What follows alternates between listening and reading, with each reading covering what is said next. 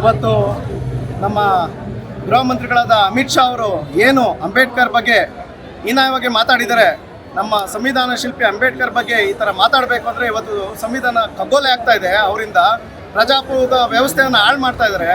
ಇದನ್ನು ನಾವು ಖಂಡಿಸಿ ನಮ್ಮ ನೆಲಮಂಗಲ ಕಾಂಗ್ರೆಸ್ ಪಕ್ಷದ ವತಿಯಿಂದ ಇವತ್ತು ಬೃಹತ್ ಮೆರವಣಿಗೆ ಮತ್ತು ಒಂದು ಮೆಮೊರಾಂಡಮನ್ನು ರಾಷ್ಟ್ರಪತಿಗೆ ತಲುಪಿಸಬೇಕು ಅಂತ ಹೇಳ್ಬಿಟ್ಟು ನಾವು ಸರ್ಕಾರಕ್ಕೆ ಮನವಿ ಮಾಡಿ ತಹಸೀಲ್ದಾರ್ ಅವರಿಗೆ ನಾವು ಇವತ್ತು ಮೆಮೊರಾಂಡನ್ನು ಕೊಟ್ಟಿದ್ದೇವೆ.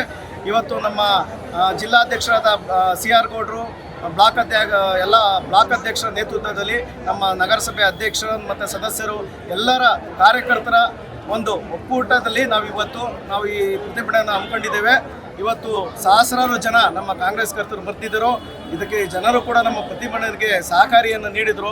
ಇದು ನನಗೆ ತುಂಬ ಖುಷಿ ಆಗ್ತದೆ. ಯಾಕೆ ಅಂತಂದರೆ ಇಂಥ ಪ್ರತಿಭಟನೆಗೆ ಜನಗಳು ತಾವೇ ವಾಲಂಟಿಯರಾಗಿ ಬಂದು ಇವತ್ತು ಸಂವಿಧಾನ ಶಿಲ್ಪಿ ಅಂಬೇಡ್ಕರ್ ಬಗ್ಗೆ ಅವಹೇಳನಕಾರಿ ಮಾತಾಡುವುದನ್ನು ಖಂಡಿಸೋದಕ್ಕೆ ಇವತ್ತು ಜನ ಸೇರಿದ್ದಾರೆ. ತುಂಬ ಖುಷಿ ಆಗ್ತಿದೆ.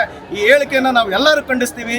ಮತ್ತು ಅದರ ಜೊತೆಗೆ ಇವತ್ತು ಏನು ಬೆಳಗಾಂ ಅಧಿವೇಶನ ನಡಿಬೇಕಾದ್ರೆ ಏನು CT ಅವರು ರವಿ ಅವರು ನಮ್ಮ ಸಚಿವರು ಲಕ್ಷ್ಮೀ ಹೆಬ್ಬಾಳ್ಕರ್ ಬಗ್ಗೆ ಅವಹೇಳನಕಾರಿ ಅವ್ಯಾಚ ಶಬ್ದಗಳಿಂದ ನಿಂದನೆ ಮಾಡಿದರೆ ಅದನ್ನು ಕಟುವಾಗಿ ಟೀಕಿಸ್ತೀವಿ ಮತ್ತು ಖಂಡಿಸ್ತೀವಿ. ಮತ್ತು ಇನ್ನು ನಾವು ಪ್ರತಿಭಟನೆಗಳನ್ನು ಉಗ್ರ ಹೋರಾಟ ಮಾಡ್ತೇವೆ ಅಂತ ಹೇಳ್ಬಿಟ್ಟು ಇವತ್ತು ನಾವೆಲ್ಲ ಸೇರಿ ಪ್ರತಿಭಟನೆಯನ್ನು ಹಮ್ಮಿಕೊಂಡಿದ್ದೇವೆ.